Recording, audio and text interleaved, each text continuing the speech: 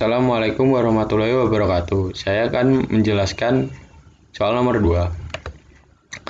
Apakah mobil yang lebih berat benar-benar menggunakan lebih banyak bensin? Misalkan sebuah mobil dipilih secara acak jika X adalah bobot mobil dan Y adalah konsumsi bensin dalam mil per galon. Dapat dilihat dari tabel berikut.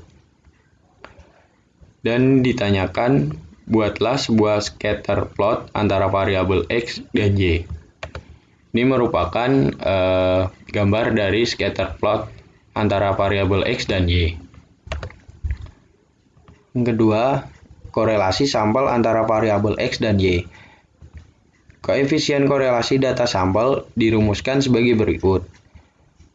X bar atau X rata-rata didapatkan sebesar 37,375. Y bar atau Y rata-rata didapatkan sebesar 20,875. Selanjutnya, untuk mempermudah, kita bikin tabel sebagai berikut. Kita masukkan data dari X dan data dari Y. Dan kita mendapatkan jumlah dari data X dikurang rata-rata X dikuadratin sebesar 711,875. Dan juga mendapatkan jumlah dari data Y dikurangi rata-rata Y dikuadratin sebesar 286,875. Serta mendapatkan jumlah X, data dari X dikurang rata-rata X dikali data dari Y dikurang rata-rata Y sebesar min 427,625. Sehingga kita bisa mencari R dengan rumus sebagai berikut. Nah, R-nya didapatkan sebesar min 0,95. Yang ketiga, pertanyaannya adalah estimasi untuk intercept dan slope menggunakan metode least square. Kita pertama-tama mencari B-nya dulu.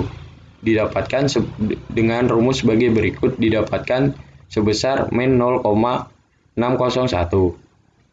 Dan kita mencari A dengan rumus rata-rata dari Y dikurangi B dikali rata-rata dari X, yaitu didapatkan sebesar 43,337. Model regresi sampel. Data dari Y sama dengan 43,337 dikurang 0,601 dari X1 ditambah dari data error. Selanjutnya, apakah hipotesis 0 yang menyatakan tidak ada pengaruh X terhadap Y akan ditolak pada taraf nyata 5%?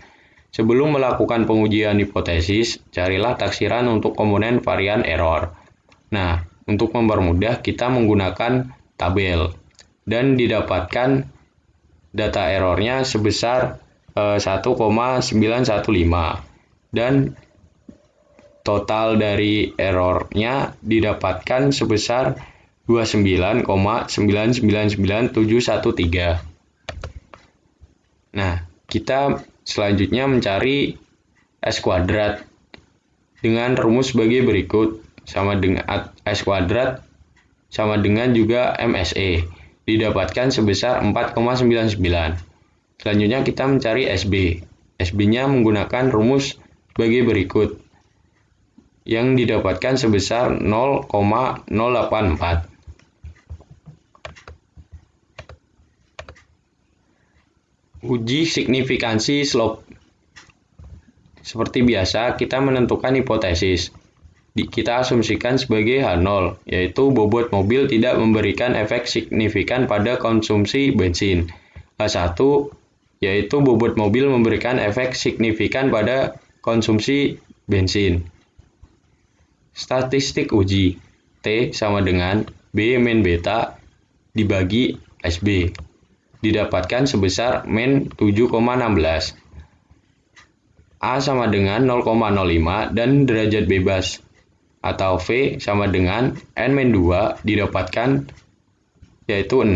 Maka T dari tabel sama dengan T 0,025 dibagi 6 sama dengan 2,446. Tolakan 0 jika T kurang dari min 2,446 atau lebih dari 2,446. Tidak tolakan 0 jika tidak demikian.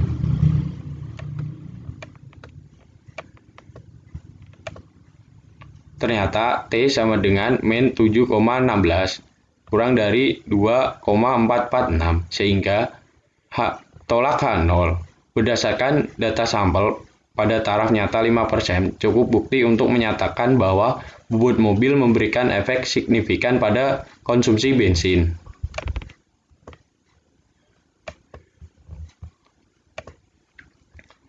Soal yang terakhir, proporsi variasi pada variabel Y yang dapat dijelaskan oleh garis regresi yang dibangun. Untuk mengetahui proporsi variansi pada variabel, maka dilakukan uji signifikansi model regresi dengan ANOVA, yaitu menggunakan statistik uji, yaitu uji F. Seperti biasa, kita menentukan hipotesis yang diasumsikan sebagai H0. Model regresi tidak mampu menjelaskan variasi pada variabel Y. H1. Model regresi mampu menjelaskan variasi pada variabel Y. Statistik uji. Kita masukkan ke dalam rumus F. Rumus F sama dengan MSR dibagi MSE. Kita asumsikan sebagai berikut. Lakukan perhitungan MSR dengan tabel perhitungan, biar mempermudah. Didapatkan total sebesar 257,129963. MSR sama dengan didapatkan sebesar 257,13. MSE dengan menggunakan rumus sebagai berikut didapatkan sebesar 4,99 sehingga F didapatkan sebesar 51,53. Bisa dilihat dari tabel uji ANOVA.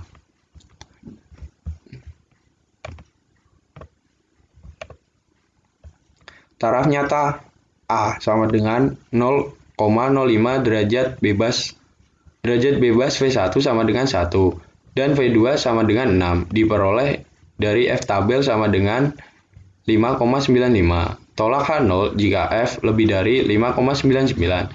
Tidak tolakan 0 jika tidak demikian. Ternyata F sama dengan 51,42 lebih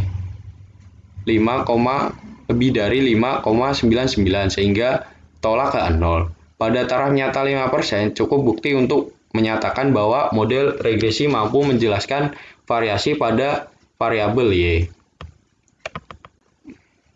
Perhitungan koefisien determinasi R kuadrat sama dengan SSR dibagi SST sama dengan 257,129963 dibagi 287,129676 sama dengan 0,8955 yang berarti variansi pada variabel Y mampu dijelaskan rata-rata sebesar 89,55% oleh variasi pada variabel X pada model regresi, sedangkan sisanya sebesar 10,45% dijelaskan oleh variasi variabel lain yang tidak dimasukkan dalam model atau komponen error.